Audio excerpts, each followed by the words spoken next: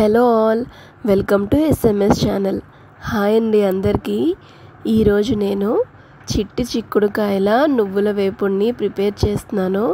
ఇది పొడిలాగా చేసుకొని అన్నంలో కలుపుకొని తింటే చాలా బాగుంటుందండి టేస్ట్. మరి ఈ చిట్టి చిక్కుడుకాయలతో నువ్వుల పొడిని ఎలా ప్రిపేర్ చేయాలో ఒక్కసారి చూద్దాము.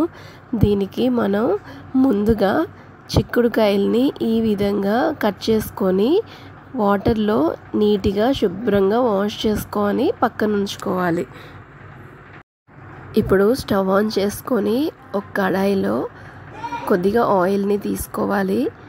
దాంట్లో ఆయిల్ వేడైన తర్వాత ఫ్రెష్గా కరివేపాకుని వేసుకొని చిటపటలాడేంత వరకు ఫ్రై చేసుకోవాలి. ఇప్పుడు మనం ముందుగా కట్ చేసుకొని పక్కన పెట్టుకున్న చిక్కుడుకాయ ముక్కల్ని కూడా వేసేసుకొని అన్నింటినీ బాగా కలుపుకోవాలి. మనకి చిక్కుడుకాయలు 60 to 70% ఫ్రై అవ్వాలండి. అలా ఫ్రై అయ్యే వరకు కలుపుకుంటూ ఉండాలి. మరి హై ఫ్లేమ్లో పెట్టుకోకుండా లో ఫ్లేమ్లోనే ఉంచుకొని నేను ఇక్కడ చూపిస్తున్నట్టుగా నిదానంగా కలుపుకోవాలి. ఇప్పుడు దాంట్లోనే కొద్దిగా సాల్ట్ అలాగే పసుపుని కూడా వేసుకోవాలి. దానివల్ల త్వరగా మగ్గుతాయి. చిక్కుడుకాయలు ఫ్రై అయ్యేలోపు మనం పొడిని ప్రిపేర్ చేసుకోవాలి. దానికోసం ఒక 4 ఎండుమిరపకాయలు, శనగపప్పు, ధనియాలు, కరివేపాకు, జీలకర్ర, మినప్పప్పు, నువ్వులు, పల్లీలు ఇక్కడ నేను చూపిస్తున్న క్వాంటిటీలో తీసుకోవాలి. ఇప్పుడు మనం ఇంకో కడాయి తీసుకొని దాంట్లో పొడి కోసం అన్నీ ఫ్రై చేసుకోవాలి.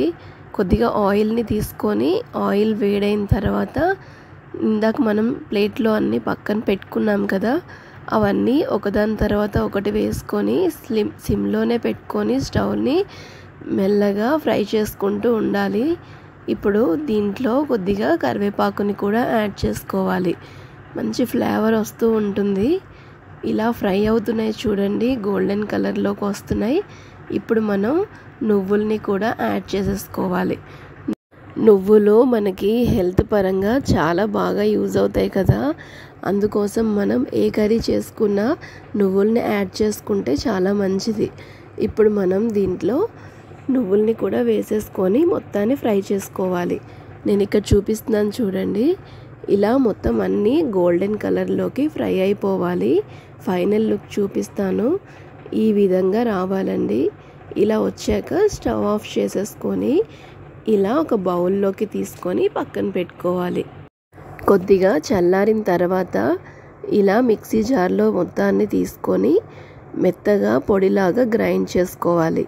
ఈ గ్రైండ్ చేసుకున్న పొడిని మనం ఫ్రై చేసుకున్నాం కదా చూడండి, ఇక్కడ చిక్కుడుకాయలు ఈ విధంగా ఫ్రై అవ్వాలి.